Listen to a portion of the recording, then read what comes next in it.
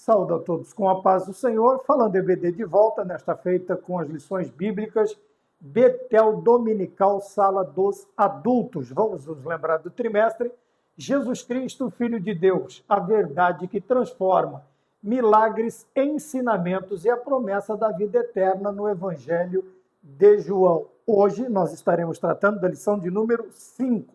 Esta lição será ministrada nas igrejas no dia 10 de agosto de 2025 e traz por tema o grande eu sou, as declarações poderosas de Jesus Cristo. Texto áureo, disse-lhe Jesus, em verdade vos digo que antes que Abraão existisse, eu sou. Evangelho de João, capítulo 8, versículo de número 58. A verdade aplicada nos ensina que Jesus Cristo é o Filho de Deus enviado ao mundo para oferecer salvação a todos os que creem nele. Além de redimir, ele também sustenta e supre as necessidades daqueles que caminham com ele.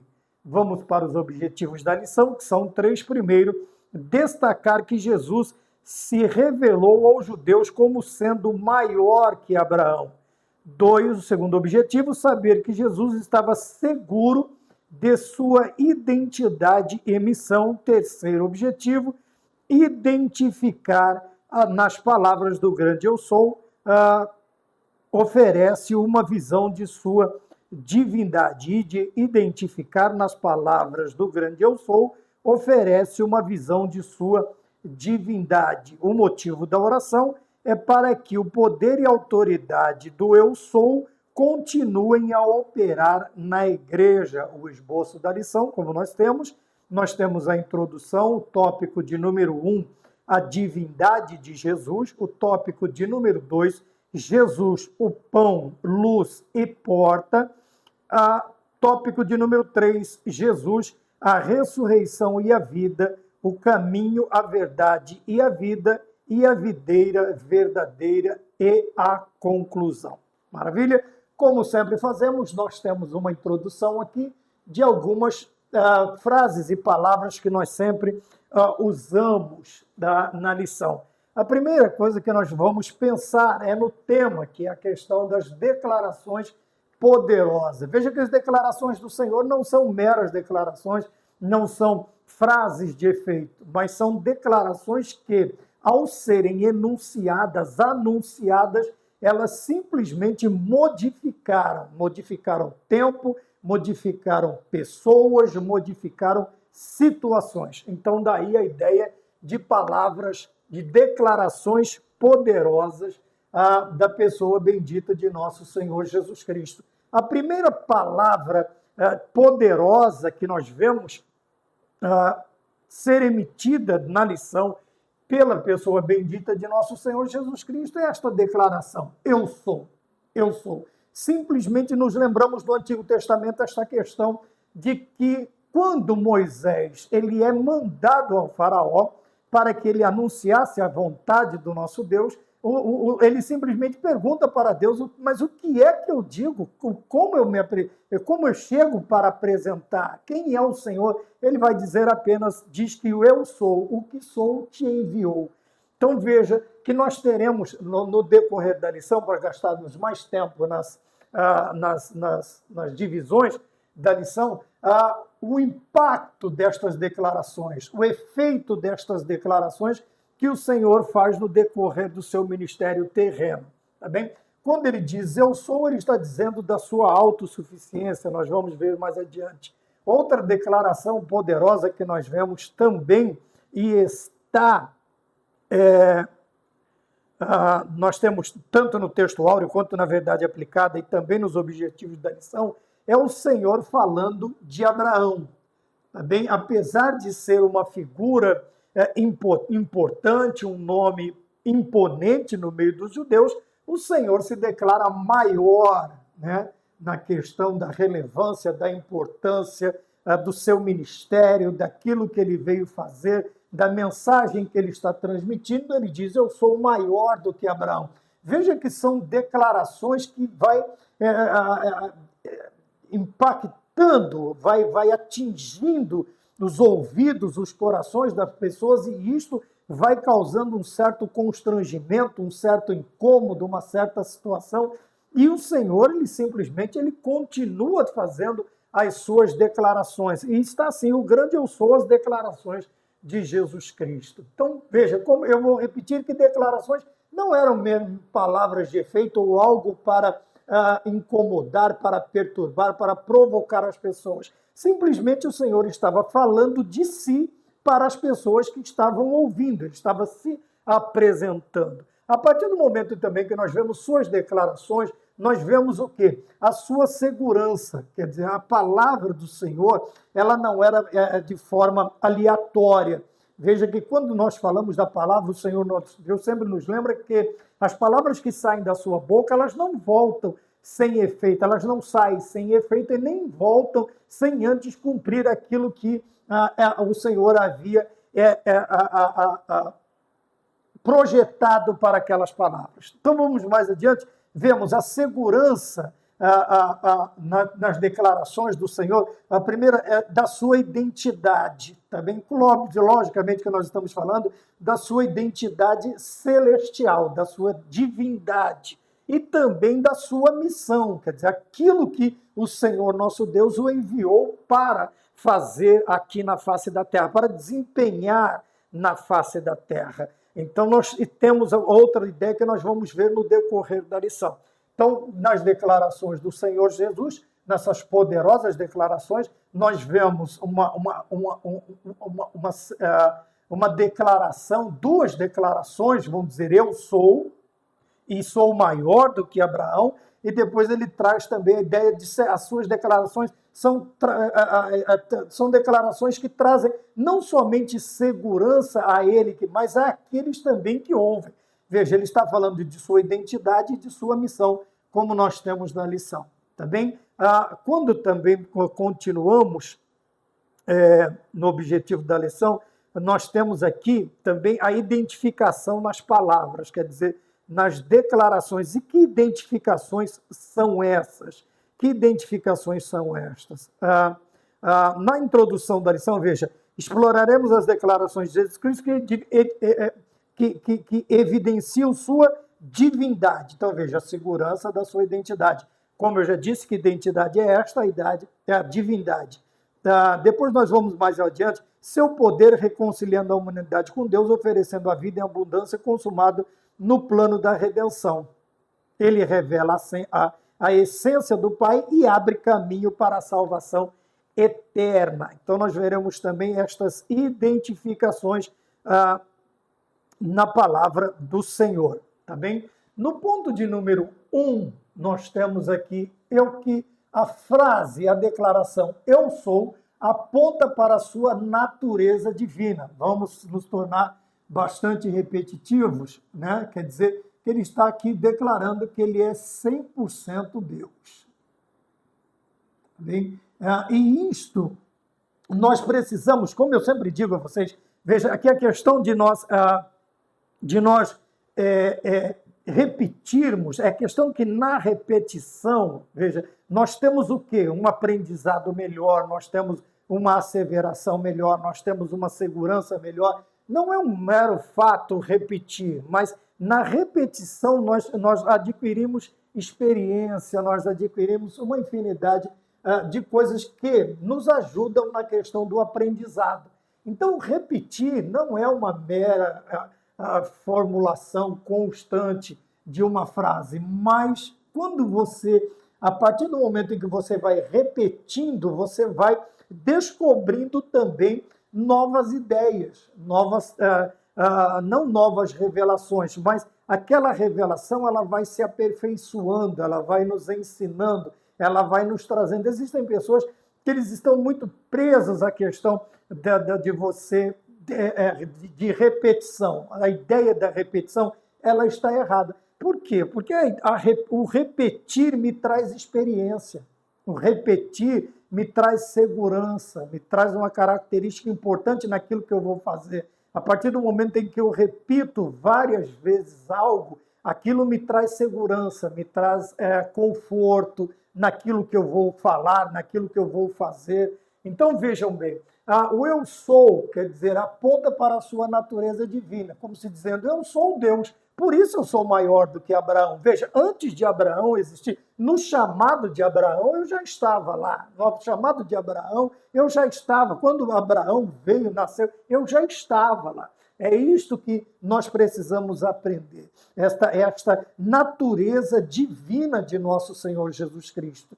Não é difícil de nós aprendermos, não é difícil de nós pensarmos desta maneira, porque os dias de hoje eles têm se tornado cada vez mais difícil. Mais difícil porque a assimilação por parte de uma boa de uma boa porcentagem da igreja é de estar deixando de lado doutrinas, dogmas, preceitos e ensinamentos que outrora eram características importantes da igreja, mas que hoje, por adentrar tantas falsas filosofias, falsos ensinos, falsos mestres, falsas teologias, a igreja ela está se distanciando deste tipo de ensinamento. Então, nós precisamos estar sempre prontos. Então, veja, a divindade de Jesus, nesta declaração, Jesus, eu sou, aponta para a sua natureza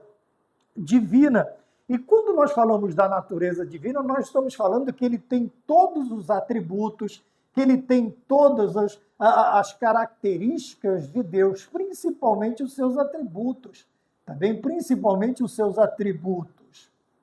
Então, nós precisamos nos lembrar, precisamos estar. É por isso que fica tanto aquele termo dentro das redes sociais. Mas Jesus perdeu a sua divindade, mas Jesus deixou de ser Deus, Jesus deixou... Quer dizer, é algo que para a igreja, no princípio, ela não precisava estar explicando, porque isso aqui estava marcado de forma indelével no coração da igreja, estava marcado de forma importante, era uma doutrina relevante para a igreja. Nós vamos ver Pedro, João, Tiago, Paulo, sendo grandes defensores da natureza divina de nosso Senhor Jesus Cristo contra os hereges, tá bem? Então, nós vamos vendo aqui, primeira coisa, eu sou aponta para a sua natureza divina, quer dizer, ele sendo 100% Deus, Jesus Cristo sendo 100% Deus, tendo todos os atributos da divindade, tendo também a mesma autoridade, tá bem? Autoridade, tanto autoridade em Deus e em Cristo é a mesma, também no Espírito Santo do Senhor. A Trindade Santa, ela é composta desta natureza. Então, são três pessoas, veja, na Trindade nós temos três pessoas com a mesma natureza, tá? Em Cristo nós temos uma pessoa com duas naturezas, tá? É o que nós estamos estudando agora. Mas, irmão Maurício, já falou sobre isto, mas vamos falar novamente, vamos frisar novamente esta ideia. Então, são três pessoas com a mesma autoridade, os mesmos atributos, também a mesma personalidade.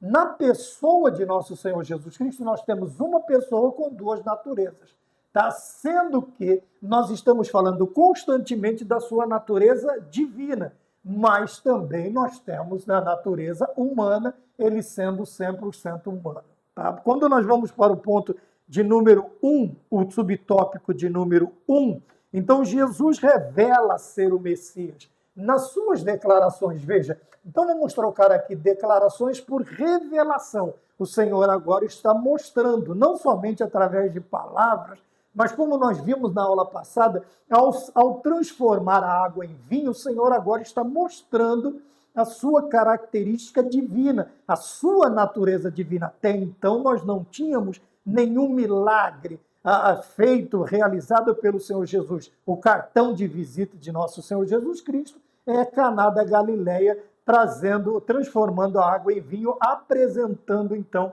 a sua natureza como filho de Deus, tá? Como filho de Deus, autoridade, atributos e assim. Então, veja, no ponto de número 1, nós vamos ver que na conversa com a samaritana, tá? Nós vamos ver a mesma ideia lá com Marta, nesse trocar de ideias entre o Senhor Jesus e a samaritana ali no poço, no tanque, no poço, eles estão conversando junto à fonte de Jacó, tá bem? E dentro de toda esta conversa, nós vamos ver a admiração dela, porque Cristo, sendo judeu, está conversando com ela. Não era um momento para homens estarem ali, judeus estarem ali. Então ela tem toda uma surpresa, ela vai ser surpreendida com o quê? Não somente com o posicionamento de nosso Senhor Jesus Cristo, mas também com as suas declarações.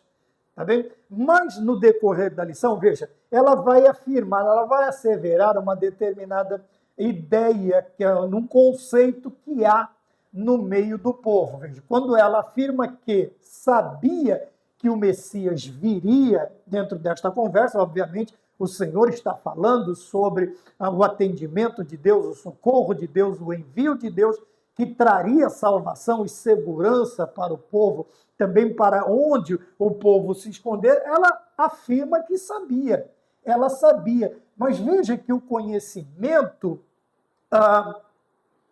das pessoas, como nós veremos, são conhecimentos limitados, são conhecimentos que estão ligados a costumes, a tradições, estão ligados a ideias pré-concebidas por homens ou por líderes religiosos. Veja, ela sabia que o Messias viria, ela tinha consciência disso, tá bem? Só que ela não sabia quando, que hora, como, que ele seria, e talvez as características nas declarações do Senhor até a surpreender, até causar uma determinada surpresa nela. Porque o Senhor, veja, a partir deste momento, o Senhor Jesus Cristo revela, quer dizer, ele mostra, ele declara que ele é o Messias, que ele é o enviado, que ele é o Machia, tá? Ele é o enviado do Senhor. Aí ele diz, e na declaração ele diz o quê? Eu sou. Ué, você não está esperando o Messias? Vocês não estão esperando o Salvador? Vocês não estão esperando o enviado de Deus? Vocês não estão esperando o Emanuel, que é Deus conosco?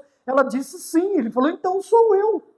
Eu estou aqui. Veja que declaração poderosa. Porém, declaração que, para pessoas que estão altamente envolvidas e ligadas a tradições somente, a costumes somente, são declarações que assustam. São declarações que assustam. Tanto é que ela fala, mas então vamos fazer tal coisa, vamos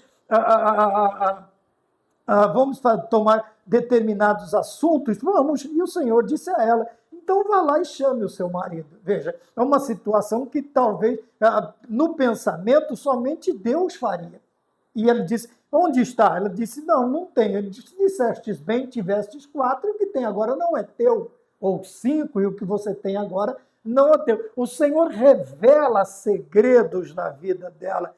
Veja, ele não somente revela em palavras que ele é o Messias, mas ele revela também em atitudes, em demonstração de conhecimento do âmago, sabe, do interior, de coisas que somente nós sabemos. Tá bem? Então, esta revelação aqui, ela vai além de somente uma declaração, mas também revela o conhecimento que, como Deus, ele tem da minha vida e da sua vida. Da minha vida e da sua vida. Quando nós vamos para o ponto de número 2, 2, então, Jesus se apresenta. Veja, no 1, nós temos aqui, Jesus revela-se, e agora Jesus se apresenta como eu sou. Mas obviamente que a apresentação da revelação, ela tem que ser um pouco mais específica, e o Senhor é bastante específico em suas declarações.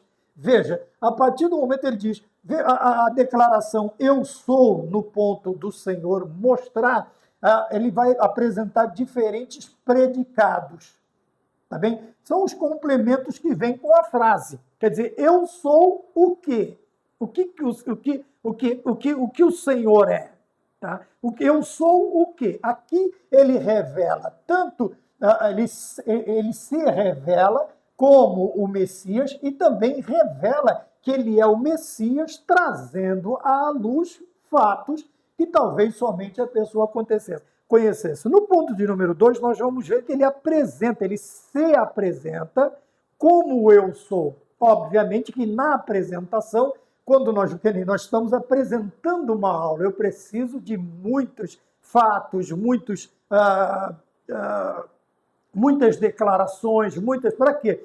Para que esta apresentação ela seja pelo menos convincente, no mínimo, o mínimo convincente. Tá bem? Então, veja, dentro desta declaração eu sou, ele traz diferentes predicados. O que é esse predicado? Ele vai complementar a frase, tá? A declaração. Então, assim ele revelou o quê? Os predicados, eles vão revelar aspectos, mas do quê? Da sua pessoa, da sua mensagem e das suas ações. Tá? Alguns aspectos que denotam, que demonstram que ele é quem ele diz ser. Eu sou.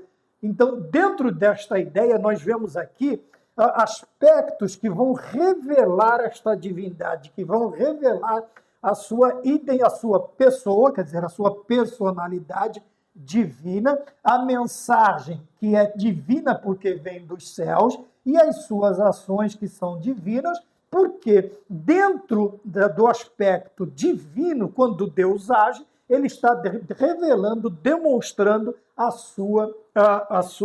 o seu poder, tá? as suas ações, a sua mensagem e também aspectos de sua pessoa revelam o quê? O que nós queremos que aponte para a natureza divina, que é a ideia principal aqui do eu sou. Então vamos lá, mensagem, pessoa, mensagem e ação. Quando olhávamos para a personalidade, ou quando olhava-se para a pessoa bendita de nosso Senhor Jesus Cristo, é óbvio que era reconhecida estas características. Porque quando Nicodemos vai ter com o Senhor Jesus, ele é forçado a reconhecer, dizendo: ninguém faz tal coisas se o Senhor, se Deus não o tiver enviado. Então ele reconhece na personalidade, nas características do Senhor Jesus Cristo, que ele é um enviado de Deus. Quando nós olhamos para a mensagem, veja, a mensagem ela é tão diferente, nós já temos falado bastante sobre isso, que ela é chamada de boas novas. Por quê? Porque não havia em nenhuma das religiões, em nenhuma das linhas também da religião judaica, uma mensagem parecida com a mensagem de nosso Senhor Jesus Cristo. Veja que Nicodemos se assusta dizendo que, mas eu não posso nascer de novo. Ele nunca tinha ouvido, falamos isto na aula passada, ele nunca tinha ouvido esta questão de nascer de novo. Tanto para ele estava bom ser filho de Abraão, ser um judeu honesto, ser um judeu praticante, ser um judeu assim, assado, estava tudo certo. Jesus Cristo simplesmente olha para ele, da sua mensagem diz: você precisa nascer de novo. Veja que é uma mensagem diferente. Olha outro aspecto dentro da mensagem do grande eu sou, né, como diz o hino. A mensagem ela é totalmente diferente, uma mensagem transformadora. E suas ações, tá bem? Então eu sou dentro dos aspectos das ações, nós todos vão olhar para o Senhor Jesus Cristo e até alguns estupefatos vão dizer o quê? Mas não é esse o filho do carpinteiro? Não é esse o carpinteiro? Outra hora eles vão apresentar algumas características terrenas do Senhor Jesus Cristo que vão assustá-los. Por quê? Mas não era só isto, ele não era só isto. Como é que o vemos fazendo tal coisa? Como é que está acontecendo isto? Nós estamos vendo mortos ressuscitarem, nós estamos vendo endemoniados serem libertos, nós estamos vendo famintos tendo sua fome saciada, nós estamos vendo o poder de Deus operando. Veja, através do quê? Através das ações de nosso Senhor Jesus Cristo. Então, veja, na declaração eu sou, trazendo diversos predicados, o que é que acontece? Ele revela os seus diversos aspectos, diferentes predicados para diversos aspectos de sua personalidade, da sua mensagem e da sua ação, tá bem? Nós vamos no ponto de número 3, Deus se revelou, agora Deus se revelou como eu sou. Obviamente que agora nós temos que nos reportar ao Antigo Testamento, tá bem? E quando o Senhor, eu disse no início, na introdução, quando o Senhor se apresenta ou declara a Moisés como ele se apresentaria, o que é que Deus está falando? Deus está falando assim, olha, o eu sou o que sou, ele está falando da sua revelação total, tá bem? E completa, revelação total e completa, quer dizer que não vai ficar brecha, não vai ficar nada faltando, mas de uma característica importante de Deus naquele momento em que Faraó se considera o Todo-Poderoso, o Deus do tempo, e confia plenamente em seus deuses. E o Senhor agora, com seu porta-voz Moisés e Arão representando, vamos dizer assim, transmitindo as mensagens no porta-voz de Moisés, o que é que Deus está dizendo a Faraó? Ele está dizendo assim, veja bem, eu sou autossuficiente. Eu existo por mim mesmo. Eu existo por mim mesmo. Eu sou autossuficiente. Eu não preciso de nada e nem de ninguém para continuar, para me manter, para continuar sendo Deus. Vocês, como se dizendo, vocês seres humanos, você, Faraó, vai partir, você vai deixar de existir. E como é que um Deus pode partir? Ele diz, eu não. Por quê? Porque eu sou o que sou. Quando o Faraó pede uma explicação do que estava acontecendo, o Senhor se mostra a ele dizendo que eu sou o que sou, quer dizer, eu sou autossuficiente, vai estar ali. Eu sou autoexistente, tá bem? Eu sou Deus em mim mesmo. Então, veja, a revelação total, nós vamos vir para o lado de cá, a revelação total e completa da suficiência de Deus em si mesmo. Por que em si mesmo? Isso nos ensina que Deus não precisa de nada e nem de ninguém para ser Deus. Ele simplesmente é Deus porque ele é quem ele é. Ele é autossuficiente. Ele é suficiente para quê? Para ser Deus em si mesmo. Tá? E também o que mais? Que Deus também é autoexistente. Quando sempre falamos sobre essa questão de quando autoexistente quer dizer que para Deus existir, ou na sua eternidade, ele não precisa de nada, ele não precisou de nada, ele não precisou de ninguém. Tanto é que ele começa o Gênesis com o verbo bará, né? Na questão da criação. Ele diz assim, eu não preciso de nada, nada. Criou do nada. Bereshit, Barat, Elohim, Ve'eret, Hashamai. Quer dizer, criou do nada. Isto fala da autoexistência e como manancial de vida, ele também não precisa de nada e nem de ninguém. Para quê? Para suprir a necessidade do seu povo. Quando falamos de manancial, nós estamos falando de fontes que projetam, que vertem água continuamente e você não sabe de onde ela vem, não sabe para onde ela vai, ela simplesmente brota a água constantemente. Então veja, quando o Senhor fala eu sou o que sou, o que ele está dizendo? É uma revelação total e completa, quer dizer, ele não precisa dizer mais nada. Quando olhamos o princípio da Bíblia, lá em Gênesis 1:1, você não vai ver Deus dando explicação, Deus se justificando, Deus tentando fazer o homem entender por que ele criou os céus e a terra. No princípio ele criou os céus e a terra. Ele simplesmente começa a narrar e amém. Pela fé, quem aceitar, amém. Quem não aceitar, infelizmente, Deus não se sente obrigado.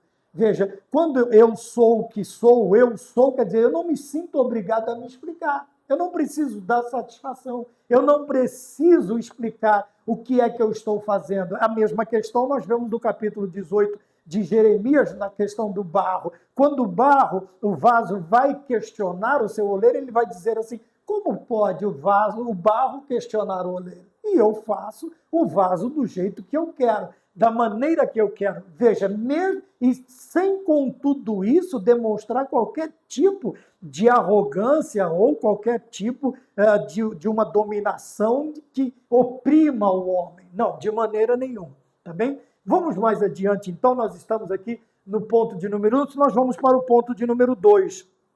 Jesus pão, luz e porta. Então nós temos aqui 3 metáforas que o Senhor Jesus Cristo expressa, ele usa para quê? Para expressar algo em relação a si mesmo, quer dizer, em relação à sua pessoa, em relação. Então a primeira metáfora que nós temos é o pão, a segunda metáfora é a luz, a terceira metáfora é a porta. Obviamente que em cada uma destas metáforas, né, destas palavras que nos dão ideia, nos apresentam a ideia, nos traz uma ideia terrena, pão é terreno, tá? A luz também e a porta também, mas que nos trarão esclarecimentos espirituais para a nossa vida. Veja, e dentro da declaração do eu sou, o Senhor usa o quê? Expressões que vão falar, que vão dizer, que vão expressar algo em relação a si mesmo. Em relação a quem? Em relação ao Senhor Jesus Cristo. Em relação ao Senhor Jesus Cristo. A primeira coisa que nós temos, a primeira expressão que nós temos é o pão. Eu sou o pão da vida. Tá? Veja que a questão pão, ela vem com outro predicado. Pão da vida. Tá bem? Luz do mundo. Porta de entrada.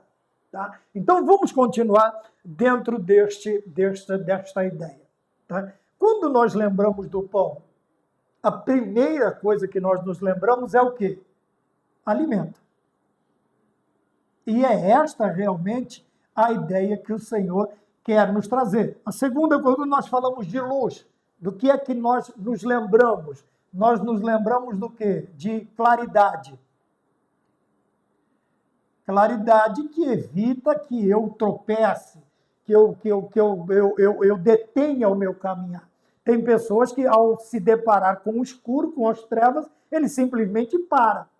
Para com medo de cair em buracos, para com medo de pisar em algum inseto, algum animal mais perigoso. Ele para por medo. Quer dizer, a escuridão, ela assusta, ela nos traz ideias assustadoras que podem nos deter a caminhada. A luz é justamente o inverso, né? É o oposto do escuro, é a claridade, é a luz. E a porta, nós temos porta como passagem, óbvio.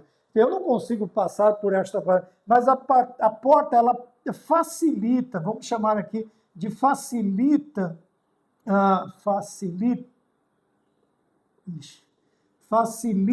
o quê? A minha locomoção, facilita a minha locomoção.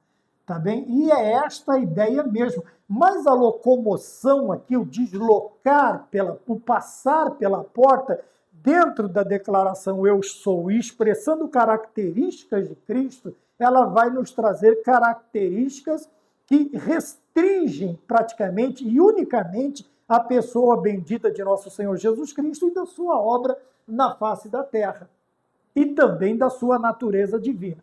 Como que nós temos então? Vamos lá. Primeiro ponto, 2:1. Aqui nós estamos na introdução. 2:1. Pão da vida. Quer dizer que, veja, assim como o pão é alimento para o nosso corpo, Jesus Cristo, como o pão da vida, ele alimenta a nossa alma. Alimenta a alma. Então veja que característica interessante. Tá bem? Enquanto que, se nós nos alimentarmos, como o Senhor disse a Moisés, como foi dito aos judeus a respeito do maná, enquanto se nós nos alimentamos, é salutar que nós nos alimentamos, mas isso não nos garante uma vida eterna. Por quê? Obviamente que ela alimenta o corpo, e o corpo vai voltar ao pó que o deu. Mas quando nós falamos de Cristo como o pão da vida, nós estamos falando de um alimento que nos sustentará e nos dará saúde para a vida eterna. É uma visão, é uma compreensão, veja, são de aspectos que nos revelam, que nos mostram, que caracteriza o quê? A pessoa bendita de nosso Senhor Jesus Cristo. E o interessante é que na sua forma, na sua psicologia, na sua forma de ensinar, ele sempre vai trazer algo que nós conhecemos. Quem não conhece o pão? Quem não conhece pão? Ora, pão, existem pães de várias formas, vários sabores, vários modelos, Porém, veja, não é esta a ideia que o Senhor quer trazer, mas o Senhor quer nos mostrar que, nos alimentando da sua pessoa, nos alimentando, eu sou o pão da vida, aquele que come e bebe, come da minha carne e bebe do meu sangue, vamos lá, ele tem parte com o Senhor, ele está simbolizando também o pão como sendo a sua carne que foi repartida por nós. Assim, nós temos este memorial na Santa Ceia, o pão. Nós temos o pão.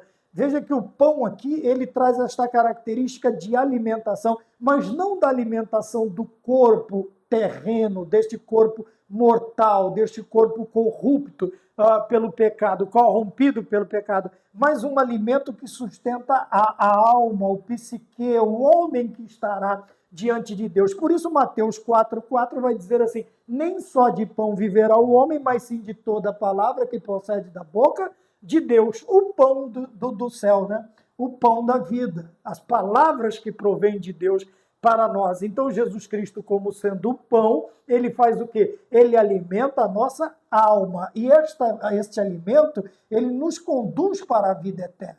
Ele nos conduz para a vida eterna. Não podemos ver este alimento somente como um alimento que nós comemos no primeiro...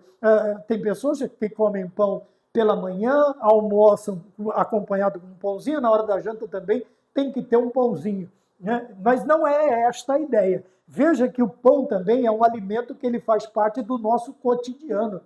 Principalmente, ele faz parte das nossas 3 refeições. 3, não somente da mais importante, que é o café da manhã, mas das 3 refeições. Isto quer dizer que nós temos que nos alimentar de Cristo constantemente.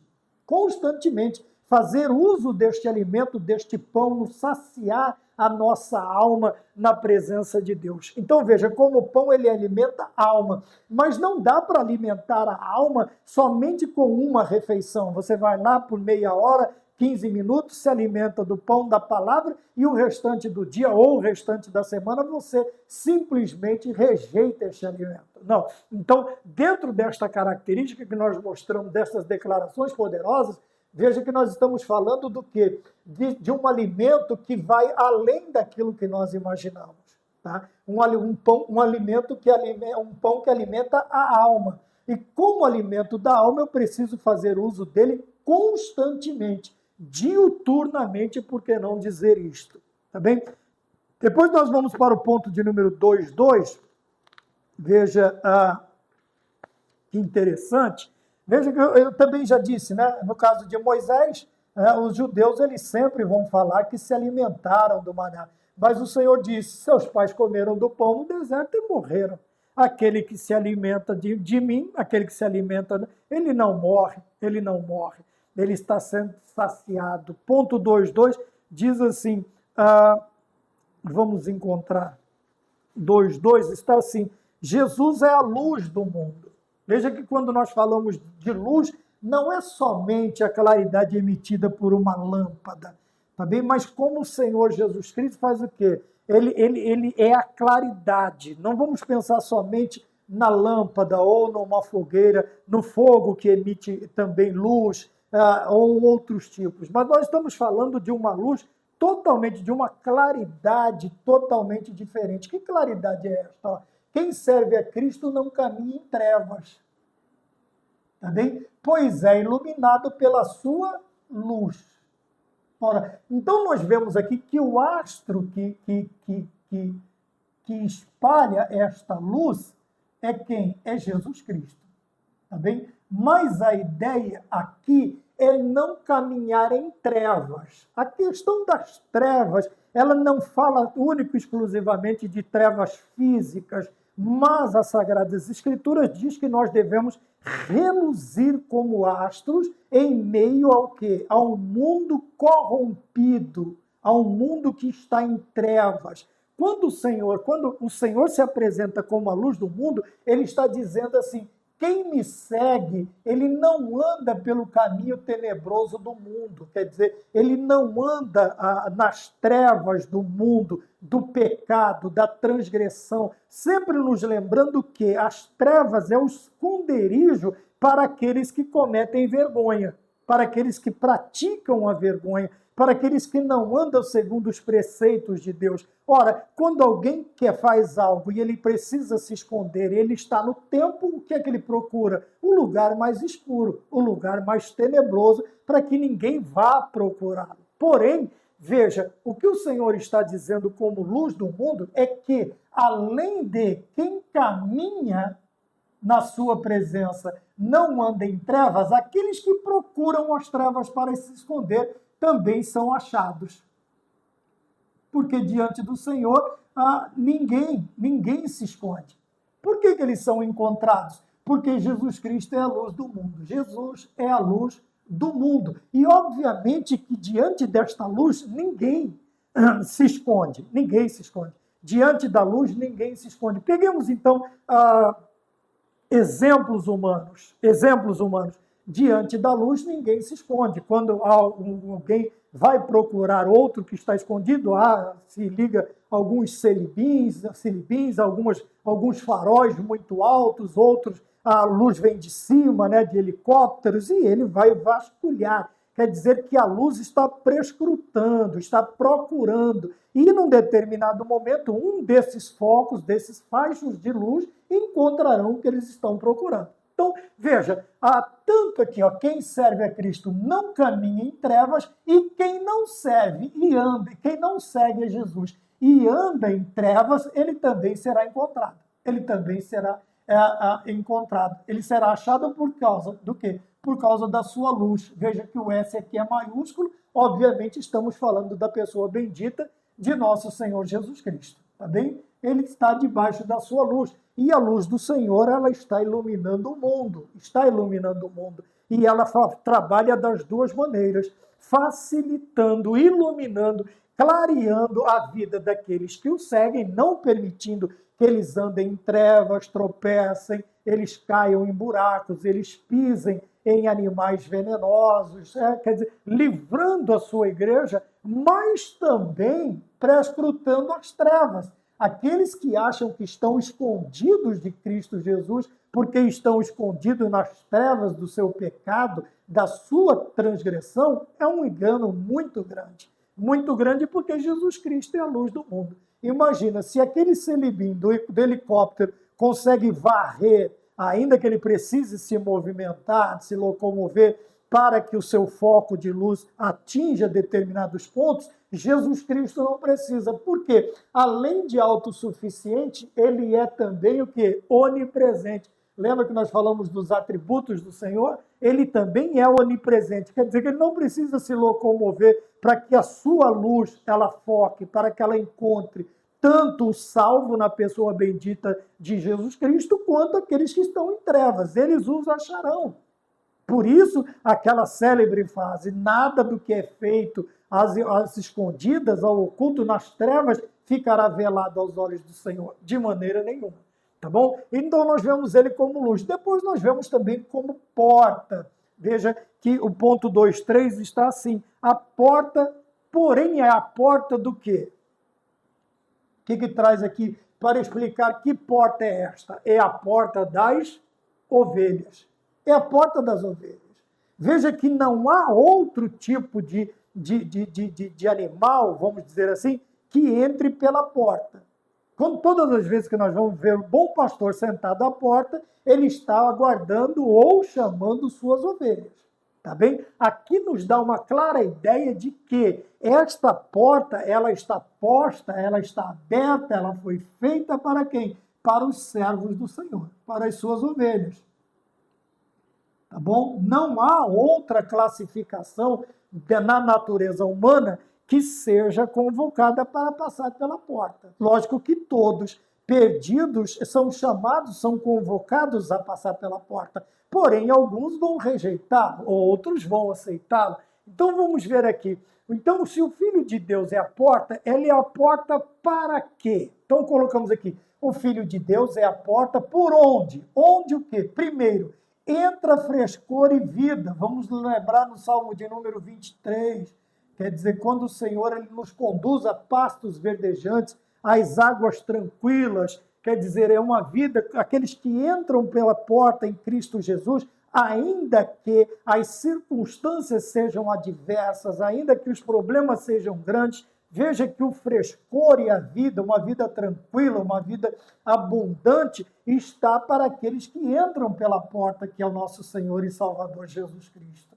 Tá bem? Outra coisa, o Filho de Deus é a porta por onde podemos entrar e encontrar pastagem. Quando falamos de pastagem, vamos voltar aqui, nós falamos de alimentação também. A ovelha se alimenta da grama, né? A ovelha espiritual em Cristo Jesus se alimenta do pão. Agora, tanto o alimento, pão, Jesus Cristo, se nos alimentarmos de Cristo para a nossa alma, quanto esta porta está aberta também para nos suprir de todas as nossas necessidades.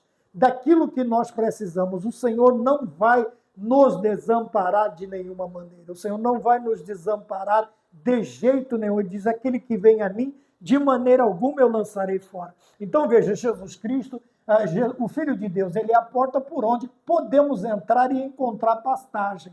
Tá bem? E em João capítulo 10, ele diz, entrará e sairá e achará pastagem. E achará pastagem. Tá bem? Isto nos fala de sustento. Isso nos fala de sustento em todos os sentidos, tanto o sustento espiritual quanto o sustento físico, quanto o sustento que nós precisamos para o nosso dia a dia, para o nosso corpo. O Senhor vai suprir as nossas necessidades. Tá bem? O Filho de Deus é a porta por onde podemos entrar no aprisco e receber salvação. Veja que o grau de importância da mensagem ela vai aumentando. Aqui você tem refrigério, frescor e vida. Aqui você tem alimento, tanto do alimento espiritual quanto do alimento material. Mas aqui você tem a salvação. Veja, a salvação da sua alma. É você ter aquela certeza, você encontra, pode entrar no aprisco e receber salvação. É saber que está salvo na pessoa bendita de nosso Senhor Jesus Cristo. Na terra temos esta certeza. E no futuro sabemos o que nos aguarda, que é o habitarmos com a pessoa bendita de nosso Senhor e Salvador Jesus Cristo. Bem, vamos mais adiante. Então, nós estamos vendo declarações poderosas. Quantas declarações que nós estamos tendo até agora? Veja, através de metáforas, através de predicados, através de declarações, tá bem? Através de asseverações de nosso Senhor Jesus Cristo. Então, nós estamos aprendendo sobre o que? Essas declarações poderosas de nosso Senhor e Salvador Jesus Cristo. Tá bem? Vamos mais adiante para o ponto de número 3, o último tópico. Jesus, a ressurreição e a vida, vírgula, o caminho, a verdade e a vida, vírgula, e a videira verdadeira. Então, são 3 declarações que nós temos aqui. Tá bem? 3 declarações. Então, quando prestamos atenção nisto, o que nós prestamos? Quando nós olhamos Jesus Cristo como a ressurreição e a vida, o caminho, a verdade e a vida, e a videira verdadeira, do que nós estamos falando? Nós estamos falando que Jesus Cristo veio para restaurar, conceder vida, mudar a relação entre o ser humano e Deus. E proporcionar condições necessárias para frutificarmos. Então vamos começar daqui. Tá? Eu sou a ressurreição e a vida.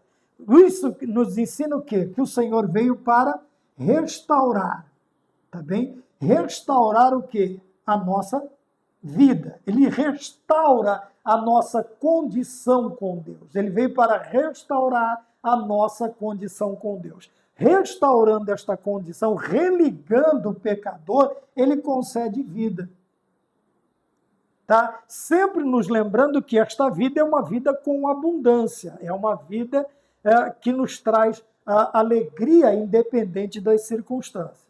Tá bem? Jesus veio para restaurar e conceder vida. Restaurar o ser humano, a salvar o que se havia perdido e conceder vida e vida com abundância. Segundo que nós temos, mudar a relação entre o ser humano e o Pai Celestial. Qual era a relação que nós tínhamos outrora? Ora, nenhuma. Nós simplesmente fugíamos de Deus. Por quê? Por causa do nosso pecado, por causa da nossa transgressão. E isso nos trazia vergonha, não nos trazia arrependimento, nos trazia vergonha, e isto nos fazia se esconder do nosso Deus. Então, Jesus Cristo, ele veio o quê? Para mediar, para mediar a relação. Quer dizer, como mediar? Ele vem agora como mediador, como diz as Escrituras, existe somente entre o mediador, entre Deus e os homens. Jesus Cristo, homem. Olha a característica aqui. Jesus Cristo, homem.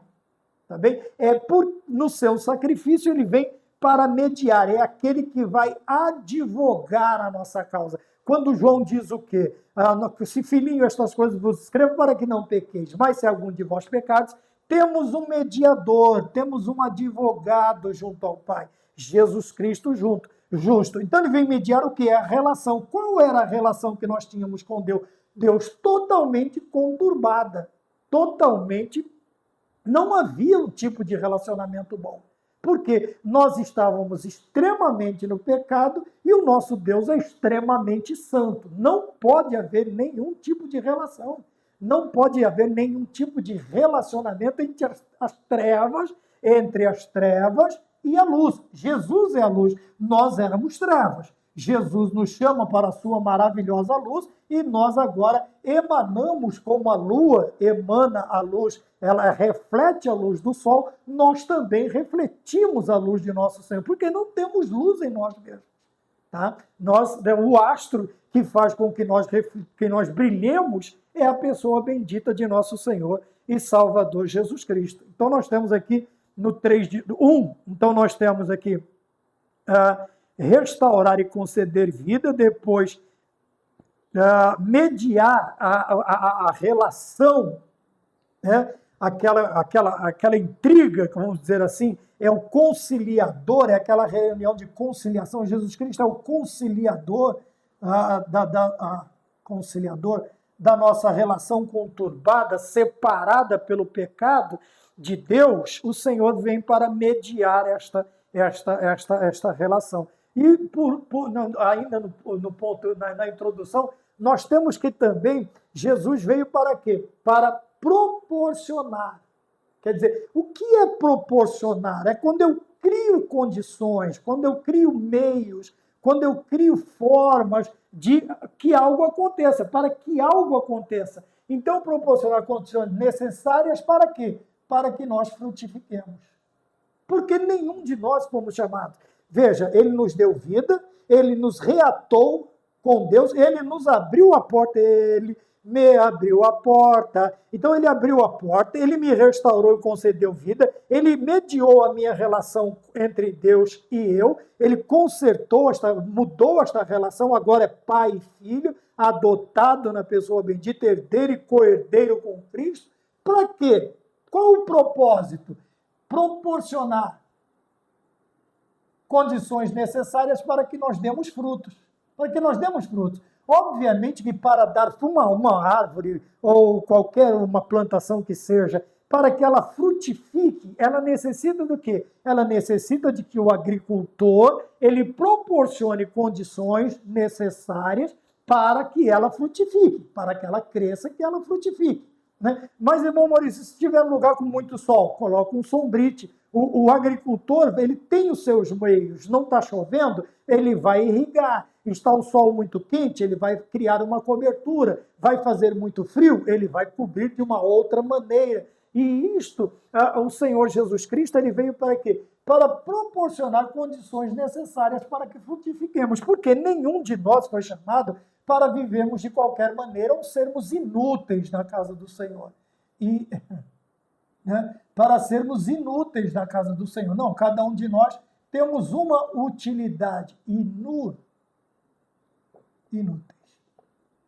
Tá? Mas até nisto, para nós frutificarmos de maneira agradável ao Senhor, é preciso que Deus proporcione, o Senhor proporcione condições necessárias. E quem é que vai criar essas condições necessárias? É o Senhor Jesus Cristo. Tá? Porque para isso ele veio no ponto número 3. Por isso fala de ressurreição, vida, caminho, verdade, videira verdadeira.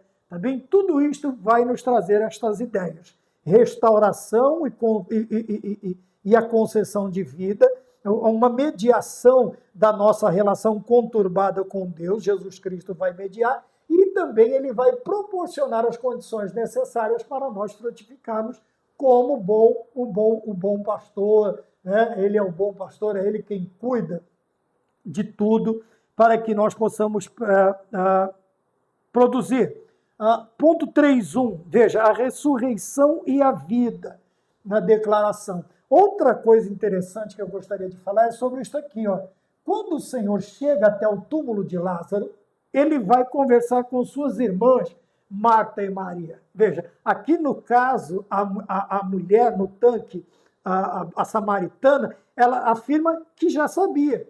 Nós vamos ver esta mesma ideia, mas como eu disse no princípio, me permita repetir, que muitas vezes o nosso saber ele está baseado como que eu poderia dizer? Em costumes, em tradições. Tá? E Pedro, lá na frente, vai dizer que nós fomos libertos dessas tradições. Porém, nós estamos diante de duas situações que as pessoas tinham uma consciência, mas não era a consciência correta. Veja, era uma consciência baseada nos costumes, na tradição, nos ensinos dos rabinos, nos ensinos desde o antigo, que não estava errado, mas não estava totalmente certo. Veja, Marta afirma que sabia que seu irmão haveria de ressuscitar. Então Jesus Cristo olhou e disse assim, se vocês crerem, o vosso irmão vai ressuscitar. Ela disse, eu sei. Por quê? Veja, ela estava acondicionada, ela estava presa. Alguém já disse, é de 4 dias. O outro já disse, já está cheirando mal. O outro já disse, acabou as nossas tradições. Se tivesse que acontecer um milagre, seria em 3 dias, né? 3 dias. Por isso, a pressa que Jesus volte. Mas Jesus volta justamente para isso. Para desfazer tradições, para desfazer costumes. Para tirar essa ideia que nós temos, colocar o poder de Deus dentro de uma caixinha e achar que só vai acontecer daquele jeito. Ela diz, eu sei que ele vai ressuscitar, mas na ressurreição do último dia, quer dizer, quando todos forem chamados. A ressurreição do último dia é para todos. Mas Jesus disse, não, ele vai ressuscitar agora. Ele vai ressuscitar agora, eu vou acordá-lo, porque ele fala para os seus discípulos, Lázaro dorme. Veja que ideia interessante. Porque morrer, você vai ter que fazer uma infinita, e talvez não consiga. Mas dormir é só balançar, chacoalhou, sacudiu, acordou, pronto. Mas não, ela disse assim, eu sei. Então, veja, o Senhor nas suas declarações poderosas, o que ele faz? Ele vai nos trazendo por um caminho até nós conseguirmos entender dentro de suas declarações que ele é, quem ele é, o que ele pode fazer, com quem ele pode fazer, tá bem? A sua grandiosidade, a questão de maior aqui, obviamente, Abraão é servo chamado, ele é maior porque ele é Deus que chamou, tá bem? Então nós vamos entendendo neste decorrer que agora Marta afirma que sabia que seu irmão haveria de ressuscitar, mas na ressurreição do último dia. Mas o Senhor Jesus Cristo não, disse não agora, é só tirar, tire a pedra, tire esses costumes, tire essas tradições, tire essas preconcepções que vocês têm a respeito do poder de Deus e deixa-nos agir, deixe Deus agir, deixa Deus trabalhar. Se creres, verás a glória de Deus. E o que acontece? Simplesmente é tirado a pedra, o Senhor Jesus chama Lázaro para fora, ele vem, eles vão desatá-lo, eles vão tirar todas as suas ataduras e vão também alimentá-lo. E agora Marta, Maria e os amigos, que outrora estavam incrédulos quanto ao milagre ser feito depois, contra as tradições, veja, outra tradição era a questão de Abraão. Jesus falou, eu sou maior do que ele. Derrubou outra tradição. Quando ele vai falando de eu sou, Eu sou o que sou. Ele vai se igualar a Deus lá no Antigo Testamento. Não é que ele vai se igualar a Deus, ele vai mostrar que ele é Deus. Ele vai mostrar a sua natureza divina. Ele vai demonstrar a sua natureza divina. Então, veja bem, muitas vezes, igual a Marta, igual a samaritana, nós também estamos presos a tradições, a costumes, a isto, aquilo, a o que nós impedimos muitas vezes. Não podemos impedir, mas nós também dificultamos. Nós complicamos um pouco as coisas no trabalhar de Deus. Tá bom? No ponto de número 3.2, nós temos aqui o caminho, a verdade e a vida. Quando ele diz sobre o caminho, quer dizer, ninguém vai ao Pai sem que Jesus Cristo seja o mediador. Veja, cadê? Mediar, mediador, é a mesma coisa. Ninguém vai se o Senhor não conduzir, não mediar este caminho, se o Senhor não acertar este caminho, se o Senhor não, na questão de combinar, uma ideiazinha fraca, combinar com Deus que, né, olha, agora é meu, ele me aceitou, ele é meu servo, lavei, purifiquei, redimi, e agora ele pode ir ao encontro do Senhor, tá bem? Então veja, então o Senhor é o nosso mediador. Nós já falamos alguma coisa sobre isso. Segundo, ninguém vai ao Pai sem que ele seja a fonte de vida abundante. Então, para irmos para Deus, temos que ter vida. E esta vida nós só vamos tê-la em Cristo Jesus, a partir do momento que nós permitimos. Sem Jesus Cristo, nós estamos mortos em nossos pecados e delitos. Tá bem? Então, Jesus Cristo, ele é a nossa fonte de vida abundante. Veja que esta vida, ela não cessa, ela não para. Ele disse isto para a mulher: se você beber da água que eu te der, rios de água viva fluirão de seu ventre. Rios de água viva.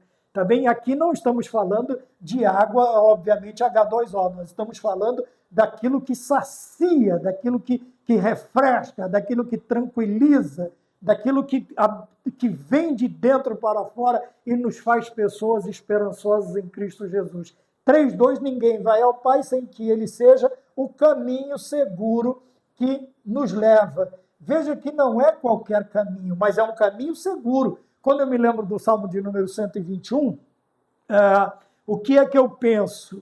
O que é que eu penso no Salmo 121? Elevo os meus olhos para os montes. É isto mesmo? De onde me virá o socorro? O meu socorro vem do Senhor, que criou os céus e a terra. Então veja que o caminho é um caminho de segurança, independente do que esteja ao meu redor ou ao meu derredor.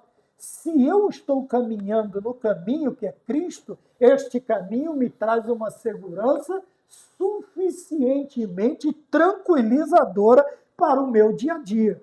Tá bem? Por que eu vim para cá? Porque ainda falta o tópico de número 3, né, para encerrarmos. A videira verdadeira.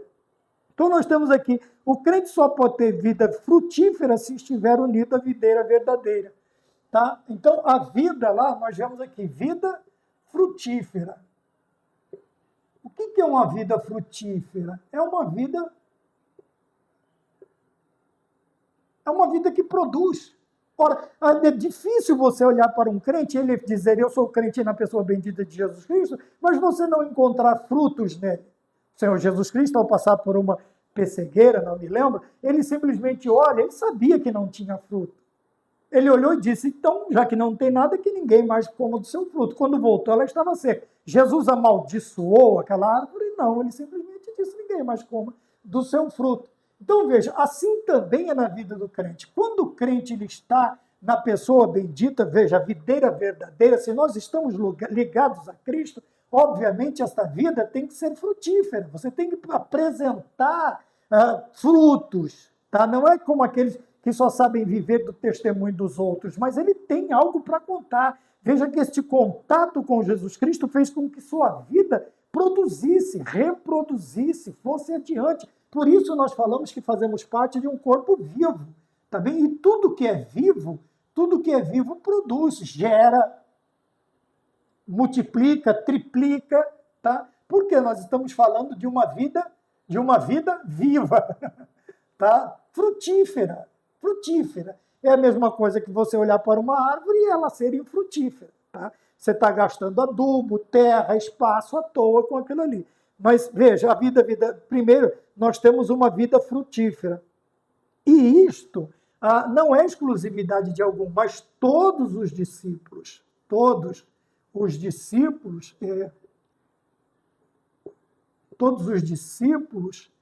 eles devem produzir.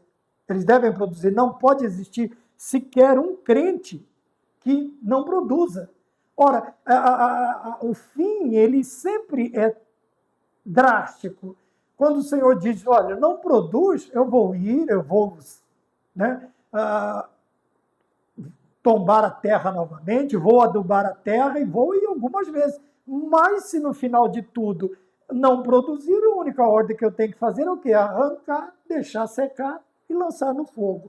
Tá bem? Então, se somos discípulos do Senhor Jesus Cristo, nós precisamos nos preocupar com a vida frutífera. Por quê?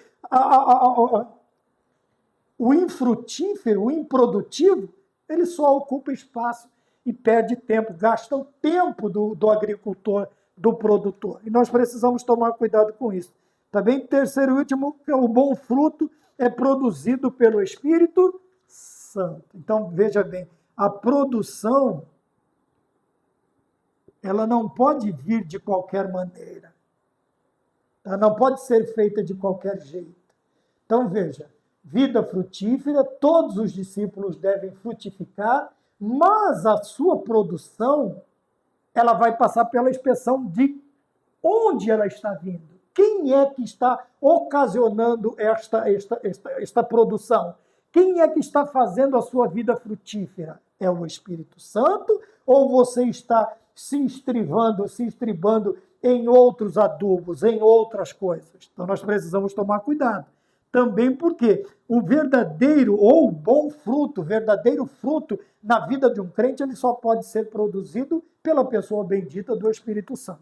Amém? Então que nós possamos pensar nisso. Veja, que declarações poderosas, encerrando com isto aqui. Tá? A preocupação da vida frutífera, todos devem produzir, mas todos devem produzir debaixo da pessoa bendita do Espírito Santo de Deus. Se a minha produção, se aquilo que eu produzo, se aquilo que eu manifesto, se aquilo que eu apresento não tem o aval do Espírito Santo, não passa de obras humanas, obras mortas, falidas e que não ocasionam nenhum tipo de alteração, nem na terra e nem no céu. É uma vida que produz debalde. Amém? Que Deus nos abençoe, o grande eu sou, as declarações poderosas do Senhor Jesus Cristo, e vamos ficar todos com a paz do Senhor e até a próxima oportunidade, se Ele nos permitir. Amém.